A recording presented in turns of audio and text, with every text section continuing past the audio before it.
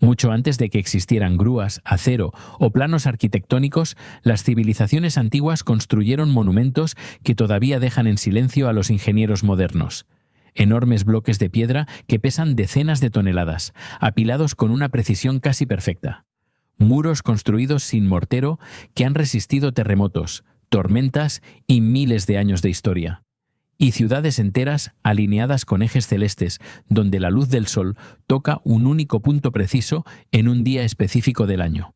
Esto no era simplemente arquitectura, era una declaración tallada en piedra, una afirmación de conocimiento y poder. ¿Cómo medían con tal exactitud sin instrumentos modernos? ¿Por qué ciertas técnicas avanzadas parecen aparecer de repente para luego desaparecer sin dejar rastro? ¿Y estamos subestimando la verdadera inteligencia de civilizaciones ahora enterradas bajo el polvo del tiempo? Cuando contemplamos esos muros antiguos, no vemos simplemente piedra. Vemos una enorme pregunta sobre las verdaderas capacidades de la humanidad en el pasado distante. Las tumbas de los gigantes, el misterio de la Cerdeña nurágica. A través de los escarpados paisajes de Cerdeña, una isla apartada en el Mediterráneo occidental, existe una red silenciosa de antiguas estructuras de piedra que desafían una explicación sencilla. Conocidas hoy como las tumbas de los gigantes, estos monumentos megalíticos se extienden por colinas, valles y remotas llanuras, permaneciendo como perdurables vestigios de una civilización que no dejó registros escritos y, sin embargo, logró hazañas arquitectónicas que continúan desconcertando a los investigadores modernos. A primera vista, parecen lugares de enterramiento, pero su escala, diseño y características simbólicas sugieren algo mucho más complejo, algo que difumina la línea entre tumba, templo y paisaje ritual. El descubrimiento de estas estructuras no ocurrió en un único momento dramático, sino que se fue desenvolviendo gradualmente a lo largo de siglos. Las poblaciones locales habían conocido desde hacía mucho tiempo estas masivas formaciones de piedra, tejiéndolas en el folclore y el mito, atribuyendo a menudo su construcción a gigantes antiguos o seres sobrenaturales.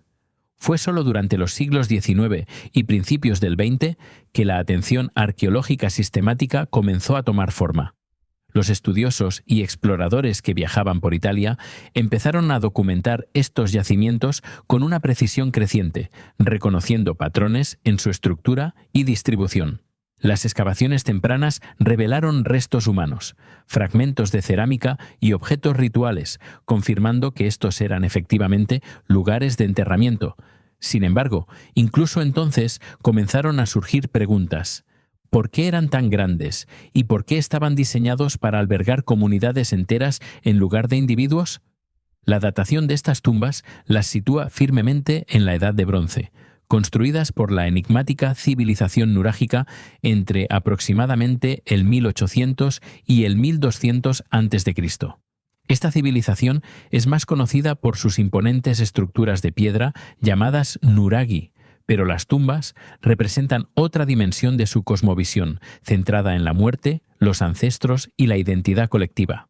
A diferencia de las tumbas monumentales de Egipto que glorificaban a los gobernantes individuales, estas estructuras sardas parecen enfatizar el grupo sobre el individuo, lo que sugiere una sociedad donde la identidad puede haberse arraigado en el linaje, el clan o la creencia compartida más que en el legado personal. Arquitectónicamente, las tumbas son a la vez simples y asombrosas. Un largo y estrecho corredor funerario construido con masivas losas de piedra se extiende hacia atrás en la tierra, cubierto por capas de piedras más pequeñas y suelo que forman un bajo montículo. En el frente se alza una disposición semicircular de piedras verticales conocida como exedra, creando un espacio abierto y casi teatral que parece diseñado para congregar a la gente. En el centro de esta fachada se eleva una estela más alta, a menudo cuidadosamente moldeada, que a veces presenta una pequeña abertura en su base, posiblemente sirviendo como entrada simbólica o ritual. La precisión con que estos elementos están dispuestos plantea preguntas inmediatas. ¿Cómo logró una sociedad de la Edad de Bronce, sin maquinaria avanzada ni conocimientos de ingeniería escritos, tal consistencia y durabilidad en cientos de yacimientos? Las excavaciones arqueológicas a lo largo del siglo XX aportaron más información, pero también más misterio. Los restos esqueléticos encontrados dentro de los corredores indicaron que estos eran lugares de enterramiento colectivo utilizados repetidamente durante generaciones. En algunos casos, decenas de individuos fueron enterrados en una sola tumba, a menudo acompañados de modestos ajuares funerarios. Sin embargo, la ausencia de claras diferencias jerárquicas entre los enterramientos desafía las suposiciones sobre la estratificación social, lo que sugiere que estas tumbas pueden haber servido a comunidades enteras por igual, un concepto poco común en la arquitectura monumental antigua. Los análisis químicos y osteológicos han revelado además patrones de salud, dieta y movimiento, insinuando una población resiliente e interconectada, pero dejando abierta la pregunta de por qué se dedicó un esfuerzo tan inmenso a las prácticas de enterramiento comunal. Uno de los misterios más persistentes reside en la orientación y el emplazamiento de estas tumbas. Muchas están alineadas hacia el este o el sureste, mirando sutilmente en la dirección del sol naciente. Esto ha llevado a los investigadores a proponer conexiones con los ciclos solares, el simbolismo del renacimiento y las creencias cosmológicas. La exedra, con su amplia curva envolvente, puede haber funcionado como espacio de reunión para rituales vinculados a estos ciclos, quizás ceremonias que marcaban las transiciones entre la vida y la muerte o eventos estacionales que reforzaban la identidad comunal. Sin embargo, no sobreviven registros escritos para confirmar estas interpretaciones, lo que obliga a los estudiosos a apoyarse en las pistas arquitectónicas y el análisis comparativo con otras culturas prehistóricas. A menudo se han establecido comparaciones entre las tumbas de Cerdeña y otros yacimientos megalíticos de Europa, como Stonehenge en Inglaterra o Newgrange en Irlanda, que demuestran sofisticadas alineaciones con eventos celestes. Sin embargo, las tumbas de Cerdeña se diferencian por su enorme número y su consistente función comunal, lo que sugiere que, aunque puede haber habido ideas compartidas o desarrollos paralelos en la Europa prehistórica, el enfoque nurágico de la muerte y la monumentalidad estaba centrado de manera única en la experiencia colectiva más que en la conmemoración individual. Las excavaciones en yacimientos como Côte du Vecchio y Lilolgi han revelado sutiles variaciones en las técnicas de construcción, lo que indica que estas tumbas no se construyeron todas a la vez, sino que evolucionaron con el tiempo. Los ejemplos más tempranos presentan disposiciones de piedras más simples, mientras que las estructuras posteriores muestran una conformación y una alineación más refinadas. Esta progresión insinúa una acumulación de conocimiento transmitida de generación en generación, una tradición oral de ingeniería y práctica ritual, que permitió a la civilización perfeccionar sus métodos sin documentación escrita. Y sin embargo, incluso con estos avances, el propósito fundamental de las tumbas parece permanecer consistente, reforzando la idea de continuidad en los sistemas de creencias a lo largo de los siglos. La pregunta de cómo estas masivas piedras fueron transportadas y erigidas sigue siendo uno de los temas más debatidos entre los investigadores. Algunas teorías sugieren el uso de rodillos de madera, cuerdas y trabajo coordinado, mientras que otras proponen técnicas más sofisticadas que implican palancas y rampas de tierra. La arqueología experimental ha intentado replicar estos procesos con distintos grados de éxito, demostrando que, si bien es posible, tal construcción habría requerido una organización, una mano de obra y una planificación significativas, lo que apunta a una sociedad capaz de movilizar grandes grupos para proyectos compartidos, un rasgo distintivo de las estructuras sociales complejas. Igualmente intrigante es el significado cultural y simbólico que hay detrás del diseño de las tumbas. El alargado corredor ha sido interpretado por algunos como un pasaje metafórico, quizás representando un viaje de la vida a la muerte o del mundo humano a un reino ancestral. La estela central que se alza en la entrada puede haber funcionado como un marcador de transición, una frontera entre mundos o incluso como punto focal para las ofrendas y la comunicación con los muertos. El folclore preservado en la isla habla de gigantes antiguos enterrados dentro de estas estructuras. Una narrativa que, aunque no respaldada por evidencias científicas, refleja la profunda impresión que estos monumentos han dejado en la imaginación humana a través de las generaciones. A pesar de décadas de estudio, las tumbas megalíticas de Cerdeña continúan resistiéndose a una explicación definitiva. Cada excavación responde ciertas preguntas mientras plantea otras nuevas, revelando una civilización que era tanto tecnológicamente capaz como profundamente espiritual, aunque en última instancia esquiva. Sus constructores no dejaron ningún idioma escrito que explicara sus intenciones, ninguna inscripción que guiara la interpretación, solo piedra cuidadosamente moldeada y deliberadamente colocada, que perdura a través de los milenios como un testimonio silencioso de creencias y prácticas que permanecen justo más allá de nuestra comprensión plena. El pueblo Ainu, el misterio de las raíces más profundas de Japón. A través del extremo norte de Japón, en la isla de Hokkaido, existe un pueblo cuya apariencia ha desconcertado a exploradores, historiadores y científicos durante siglos. Conocidos como el pueblo Ainu, han destacado durante mucho tiempo entre las poblaciones circundantes, no solo en cultura e idioma, sino en algo mucho más llamativo: sus rasgos físicos. Los primeros observadores los describieron como dotados de barbas espesas, cabello ondulado, ojos hundidos y estructuras faciales que parecían, al menos superficialmente, más cercanas a los europeos que a los asiáticos orientales. Este inesperado parecido desencadenaría una de las preguntas más perdurables y controvertidas en el estudio de la historia humana antigua. ¿Quiénes eran realmente los Ainu y de dónde venían? La historia de su descubrimiento, al menos desde la perspectiva del mundo exterior, comienza en el período moderno temprano. Aunque los Ainu habían vivido en la región durante miles de años, permanecieron en gran medida desconocidos para los foráneos hasta que la expansión japonesa se dirigió hacia el norte durante el período Edo y más tarde, cuando los exploradores y comerciantes europeos comenzaron a documentar sus encuentros en los siglos XVIII y XIX. Estos primeros relatos estaban a menudo llenos de fascinación y confusión. Los viajeros señalaban que los Ainu no se parecían a las poblaciones japonesas que habían encontrado anteriormente. Los exploradores rusos, en particular, los describían como peludos y de apariencia casi caucásica, una caracterización que resonaría en los debates académicos durante generaciones.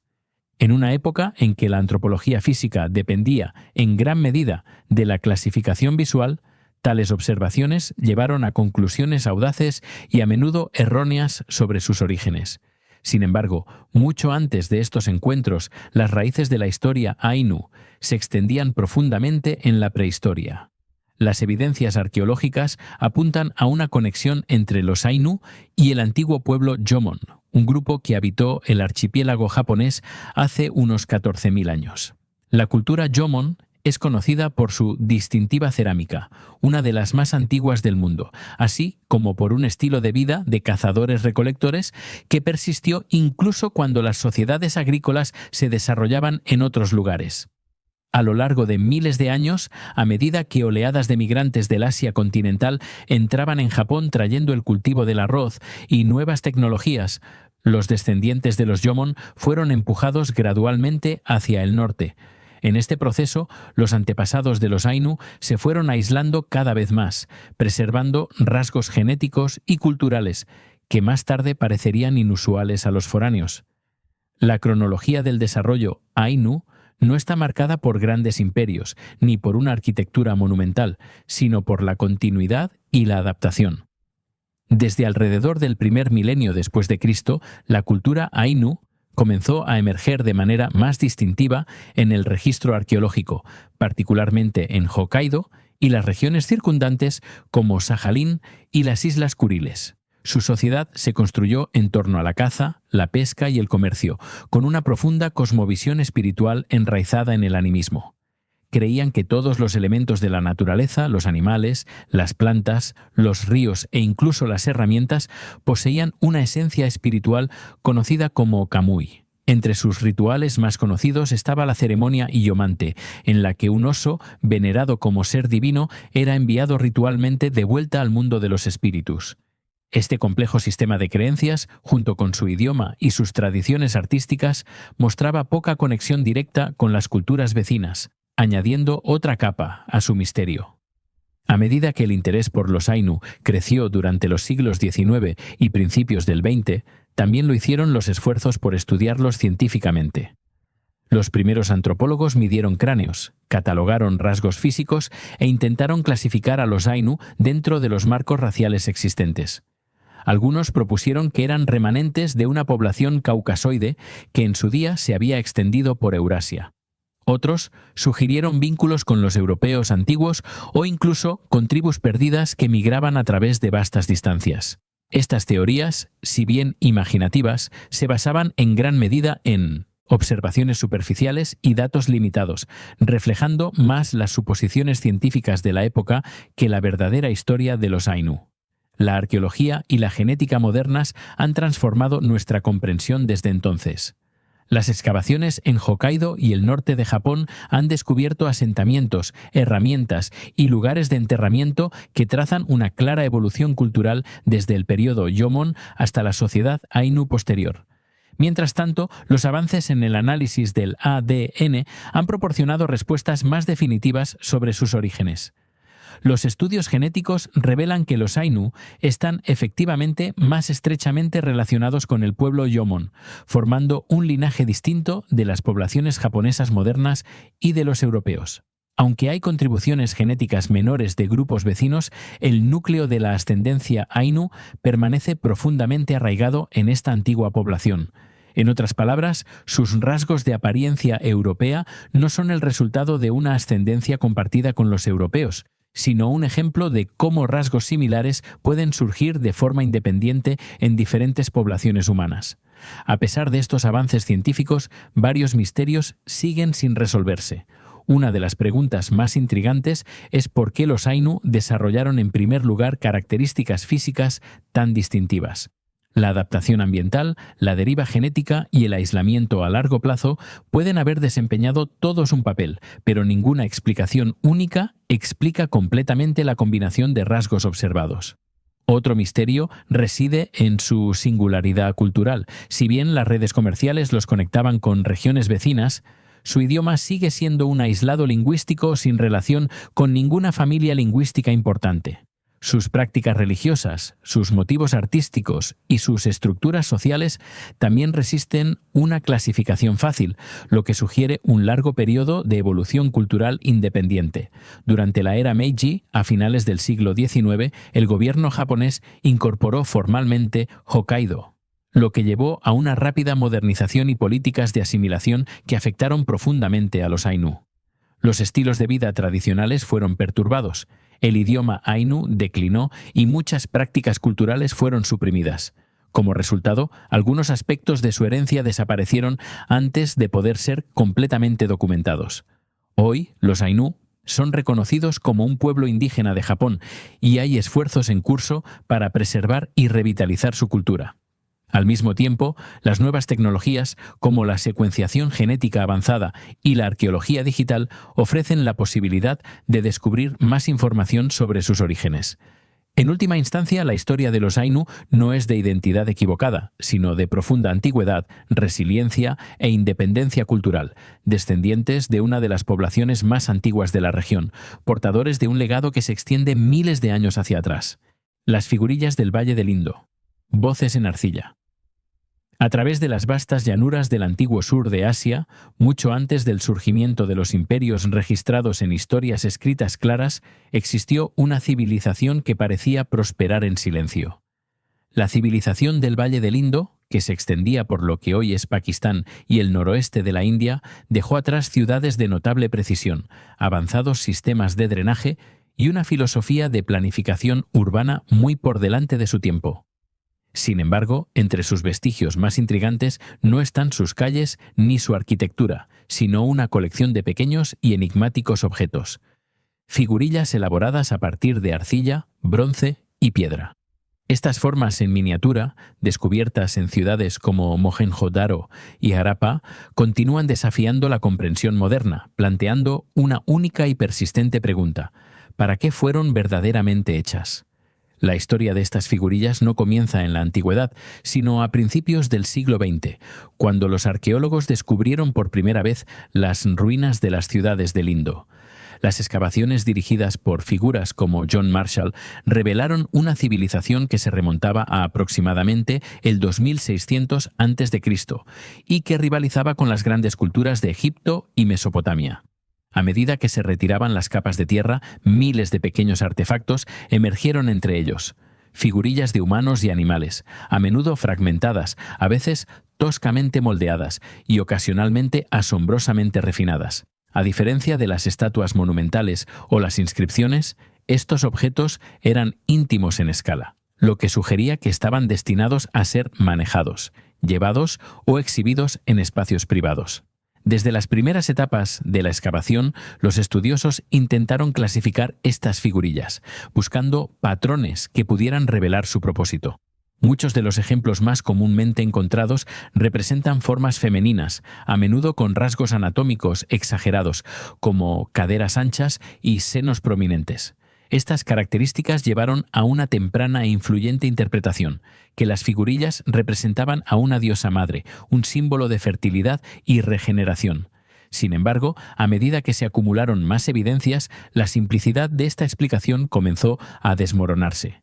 No todas las figurillas eran femeninas y no todas compartían los mismos rasgos estilísticos. Algunas parecían hechas con prisas, careciendo del refinamiento típicamente asociado con los objetos sagrados. Esta inconsistencia planteó dudas sobre si verdaderamente representaban figuras divinas. Entre los descubrimientos más famosos está la estatuilla de bronce conocida como la chica bailarina de Mohenjo-Daro, una pequeña pero llamativa pieza que parece casi anacrónica en su realismo. Con una mano descansando en su cadera y su postura transmitiendo confianza y movimiento, la figura se distingue de las formas de terracota más abstractas.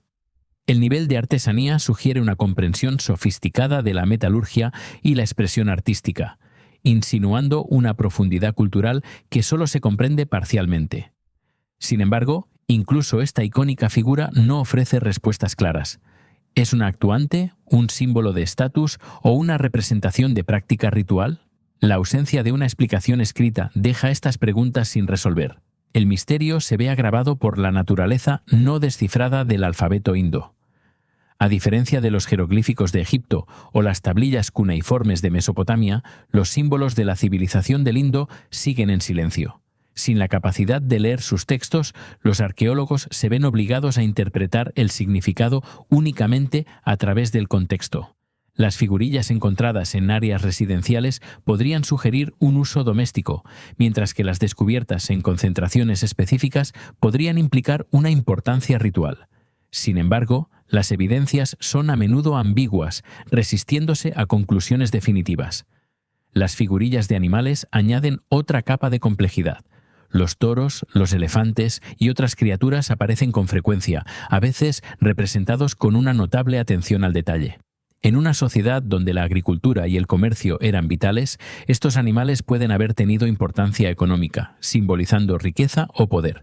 Alternativamente, podrían representar creencias totémicas o narrativas, mitológicas que desde entonces se han perdido en el tiempo. Algunas figurillas incluso representan formas híbridas o estilizadas, difuminando la línea entre el realismo y el simbolismo. Sin textos que las acompañen ni espacios rituales claros, su significado sigue siendo esquivo.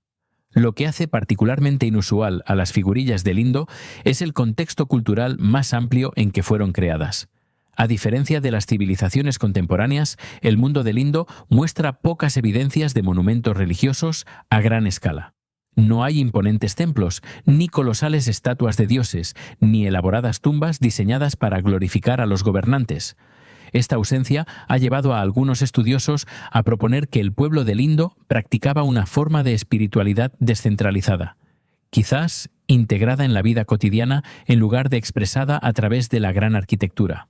De ser así, las figurillas pueden haber servido como objetos personales de creencia, utilizados en rituales domésticos o prácticas individuales en lugar de en ceremonias organizadas.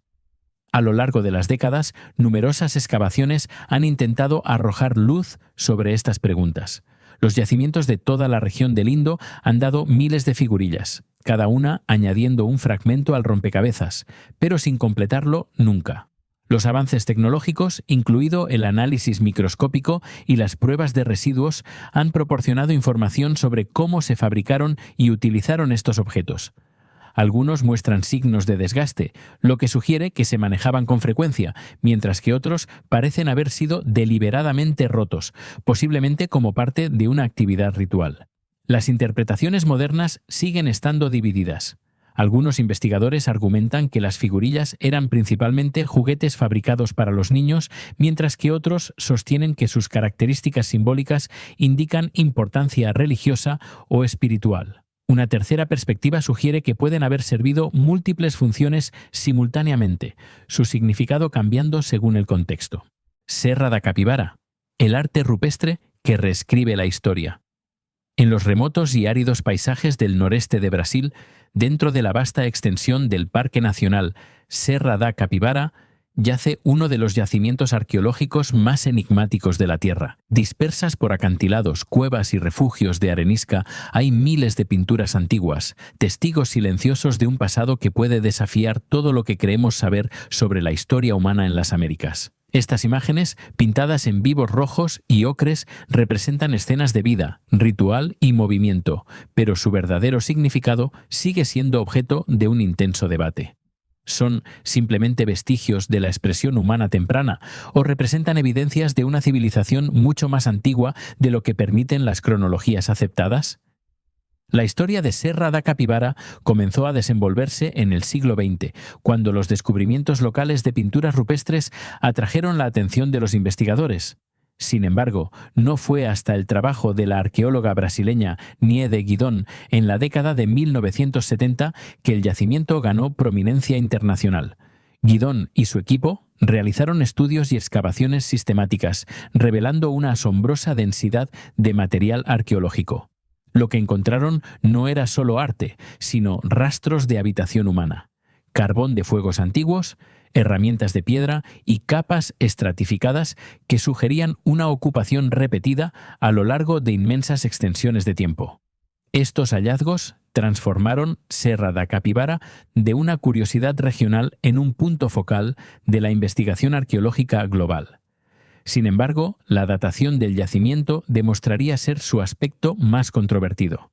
El análisis por radiocarbono de los restos de carbón sugirió que la presencia humana en la región podría remontarse a más de 20.000 años, con algunas estimaciones que se extendían incluso a 30.000 o más.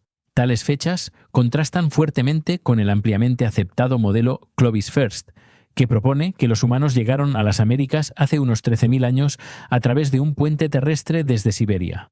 Si las evidencias de Serra da Capivara son precisas, implica que los humanos llegaron a América del Sur mucho antes de lo que se creía, posiblemente a través de rutas de migración alternativas, incluidas las costeras o transoceánicas. Esta posibilidad ha encendido décadas de debate, con algunos estudiosos adoptando las implicaciones mientras que otros cuestionan la fiabilidad de los métodos de datación y la interpretación de las evidencias. Más allá de la cuestión de la antigüedad, el propio arte rupestre presenta otra capa de misterio. A diferencia de muchos yacimientos prehistóricos donde las representaciones se limitan principalmente a los animales. Las pinturas aquí son notablemente dinámicas y narrativas en su naturaleza. Las figuras humanas aparecen en grupos que parecen participar en actividades coordinadas: caza, danza o participación en ceremonias rituales. Algunas escenas sugieren estructuras sociales complejas, con individuos interactuando en patrones organizados más que actuando de forma aislada. También hay formas abstractas y elementos simbólicos que resisten una interpretación directa, planteando preguntas sobre los sistemas de creencias, la comunicación y el mundo cognitivo de sus creadores. La sofisticación de estas composiciones sugiere no solo habilidad artística, sino también la presencia de significados culturales compartidos que se han perdido hace mucho tiempo. Las excavaciones arqueológicas, a lo largo de finales del siglo XX y principios del XXI, han continuado ampliando nuestra comprensión del yacimiento. Se han identificado múltiples capas de ocupación, lo que indica que la región fue habitada a lo largo de miles de años. Las herramientas de piedra descubiertas en asociación con las pinturas muestran diferentes niveles de desarrollo tecnológico, insinuando ya sea una larga secuencia evolutiva o la presencia de diferentes grupos culturales a lo largo del tiempo. Las evidencias de fuego controlado, incluidas las estructuras de hogares y los restos quemados, respaldan además el argumento de la actividad humana sostenida. Sin embargo, a pesar de estos hallazgos, los críticos argumentan que los procesos naturales podrían explicar algunas de las evidencias, particularmente los depósitos de carbón utilizados para la datación. Otra pregunta sin resolver concierne a la identidad y los orígenes de las personas que crearon el arte de Serra da Capivara. Si efectivamente preceden a la cultura Clovis, entonces pueden representar una ola de migración completamente separada hacia las Américas. Algunas hipótesis sugieren migraciones costeras tempranas desde Asia, mientras que otras proponen escenarios más controvertidos, incluidos cruces transoceánicos desde África o Europa. Aunque tales ideas siguen siendo especulativas, la mera antigüedad sugerida por el yacimiento obliga a los investigadores a reconsiderar los modelos establecidos y permanecer abiertos a explicaciones alternativas. Además de su importancia arqueológica, Serra da Capivara también plantea preguntas más amplias sobre la naturaleza de la creatividad humana y el desarrollo cultural. La persistencia del color en las pinturas, la aparente intencionalidad de su colocación y los motivos recurrentes en diferentes yacimientos apuntan a una tradición simbólica profundamente arraigada. Estos no eran marcas aleatorias, sino actos deliberados de expresión, posiblemente vinculados a la identidad, la memoria o la espiritualidad. El propio paisaje, con sus dramáticas formaciones rocosas y sus refugios recónditos, puede haber desempeñado un papel en la configuración de estas prácticas, sirviendo tanto de lienzo como de entorno sagrado. Hoy, Serra da Capivara se alza como Patrimonio de la Humanidad de la UNESCO y testimonio del perdurable misterio de nuestros orígenes. La Torre del Diablo, el monolito que guarda sus secretos. Emergiendo abruptamente de las onduladas llanuras del noreste de Wyoming, la Torre del Diablo se alza como una de las formaciones geológicas más llamativas de América del Norte, una columna monolítica de piedra que parece casi imposiblemente deliberada en su forma y simetría, como si hubiera sido tallada más que formada. Y sin embargo, sus verdaderos orígenes siguen siendo objeto tanto de estudio científico como de misterio perdurable, particularmente cuando se considera la persistente y controvertida idea de que oculto dentro o debajo de esta masiva estructura puede haber un sistema de cuevas inexplorado que nunca ha sido completamente comprendido ni confirmado. Mucho antes de que la ciencia moderna intentara explicar la Torre del Diablo, el yacimiento ya estaba profundamente arraigado en las tradiciones orales de las tribus nativas americanas, incluidas las Lakota, Cheyenne y Kiowa, cuyos relatos describen la torre no como un accidente natural, sino como un lugar de transformación e intervención divina, donde la propia tierra se elevó para proteger a un grupo de niños de un oso monstruoso, dejando las largas ranuras verticales que todavía marcan la superficie de la torre hoy en día.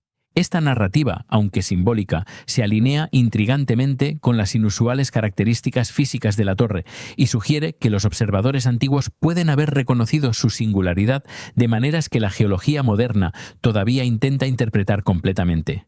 El primer encuentro registrado por exploradores euroamericanos ocurrió en 1875 durante la expedición a las Black Hills liderada por el coronel Richard Irving Dodge, quien documentó la formación y le dio el nombre de Torre del Diablo, una mala traducción de un término nativo que se refería más acertadamente a ella como un yacimiento sagrado o espiritual, más que algo siniestro.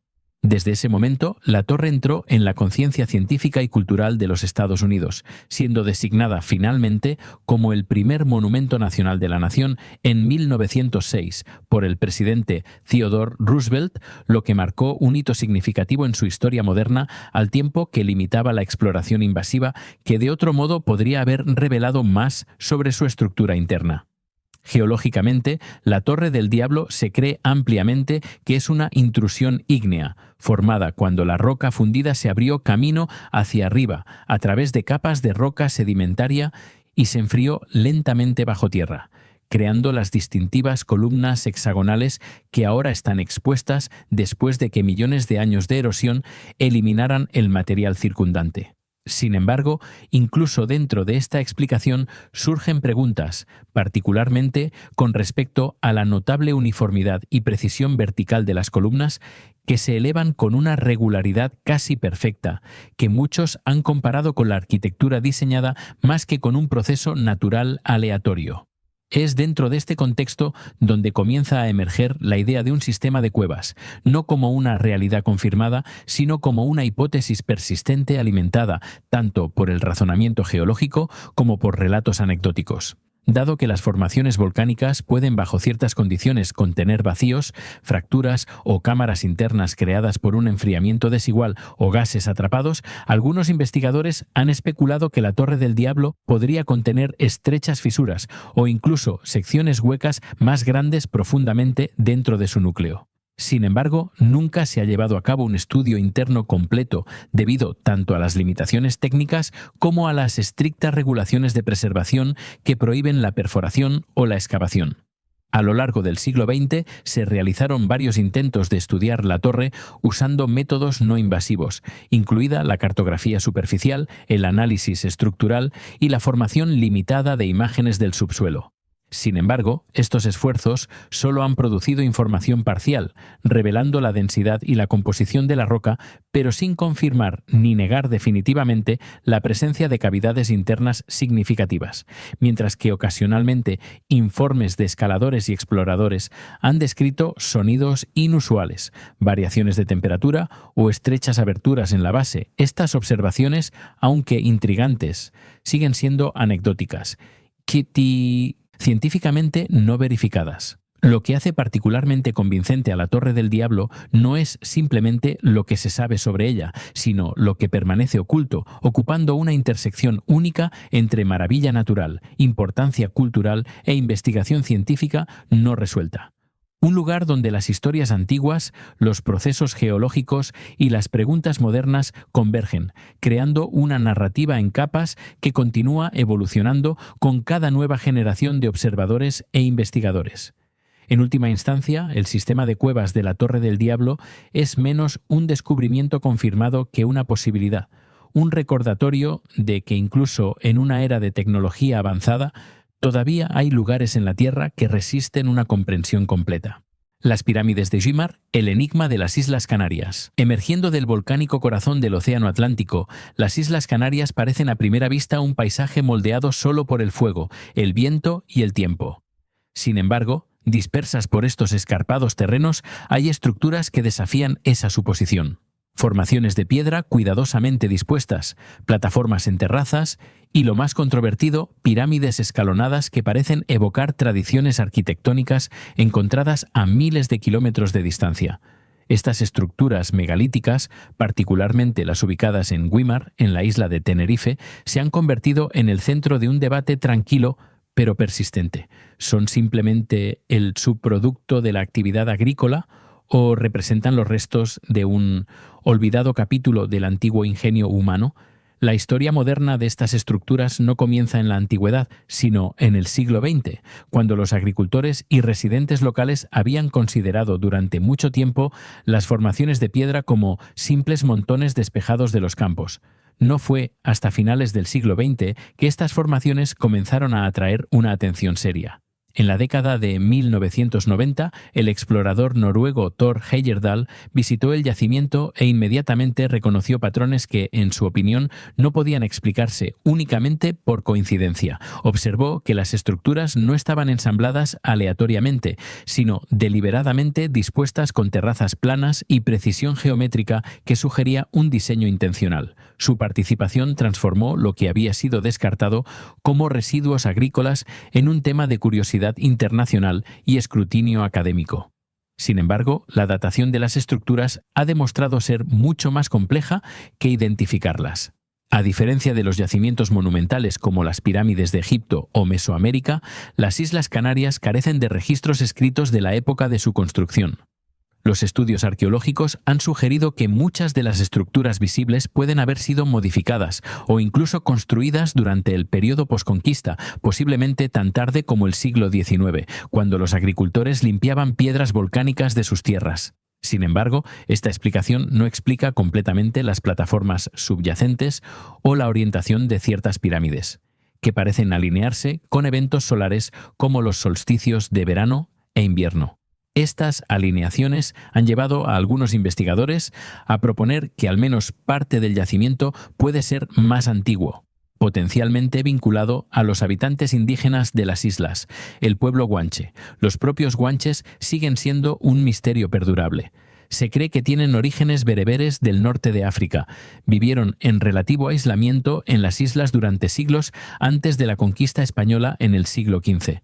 A pesar de su aislamiento geográfico, desarrollaron complejas prácticas culturales, incluida la momificación de los muertos, un ritual que guarda un sorprendente parecido con las tradiciones del antiguo Egipto. Aunque la mayoría de los estudiosos atribuyen esto a un desarrollo independiente, otros han cuestionado si tales similitudes podrían insinuar conexiones más profundas y aún no probadas. Los guanches no dejaron ningún idioma escrito y gran parte de lo que se sabe sobre ellos proviene de restos arqueológicos y de los relatos de los primeros cronistas europeos, dejando lagunas significativas en nuestra comprensión de sus capacidades y conocimientos. Entre los aspectos más convincentes de las pirámides de Güímar está su aparente alineación astronómica. Se ha observado que ciertas estructuras están orientadas hacia el sol poniente durante el solsticio de verano y el sol naciente durante el solsticio de invierno. En días específicos del año, las sombras proyectadas por las terrazas crean efectos visuales que parecen casi ceremoniales, como si las estructuras hubieran sido diseñadas para interactuar con el movimiento de los cuerpos celestes. De ser intencional, esto sugeriría un nivel de conciencia astronómica que desafía las suposiciones anteriores sobre las limitaciones tecnológicas e intelectuales de los antiguos habitantes de las islas. Las investigaciones arqueológicas de las últimas décadas han intentado resolver estas preguntas, pero los resultados han sido poco concluyentes. Las excavaciones han revelado que algunas de las piedras utilizadas en las pirámides muestran signos de moldeado y colocación deliberada, mientras que otras parecen haber sido reunidas y apiladas de manera más utilitaria. La datación por radiocarbono de los materiales cercanos ha proporcionado un amplio marco cronológico, pero no ha establecido definitivamente la antigüedad de las propias estructuras. Esta ambigüedad ha permitido que coexistan múltiples interpretaciones, cada una respaldada por fragmentos de evidencia, pero ninguna capaz de proporcionar una explicación completa. Las comparaciones con otras tradiciones megalíticas complican aún más el panorama. Las pirámides escalonadas están más famosamente asociadas con civilizaciones de Mesoamérica, como los mayas y los aztecas, así como con el antiguo Egipto, donde la arquitectura monumental de piedra sirvió tanto a propósitos religiosos como políticos. El parecido entre estas tradiciones distantes y las estructuras de las Islas Canarias ha alimentado teorías de contacto transoceánico, sugiriendo que los pueblos antiguos pueden haber cruzado vastas extensiones de océano mucho antes de la era de la exploración europea. Sin embargo, la mayoría de los estudiosos permanecen cautelosos, enfatizando que formas arquitectónicas similares pueden surgir de manera independiente en diferentes culturas que enfrentan desafíos ambientales y sociales comparables. En los últimos años, el yacimiento de Güímar ha sido preservado y presentado como un parque etnográfico, permitiendo a los visitantes observar las pirámides mientras se involucran con las diversas teorías sobre su origen. Los investigadores continúan estudiando el yacimiento usando técnicas modernas, incluida la cartografía digital y los estudios geofísicos, con la esperanza de descubrir nuevas evidencias que puedan aclarar sus orígenes. Y sin embargo, quizás el aspecto más perdurable de las estructuras megalíticas de las Islas Canarias no es lo que se conoce, sino lo que permanece incierto.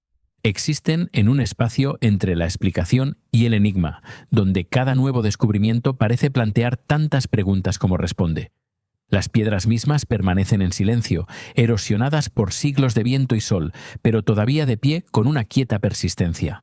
Las cabezas de Monte Alto, los rostros olvidados de Guatemala. En las tierras bajas del sur de Guatemala, lejos de las monumentales pirámides que dominan la imaginación popular, un silencioso rostro de piedra emerge de la tierra, erosionado, sin expresión y profundamente enigmático.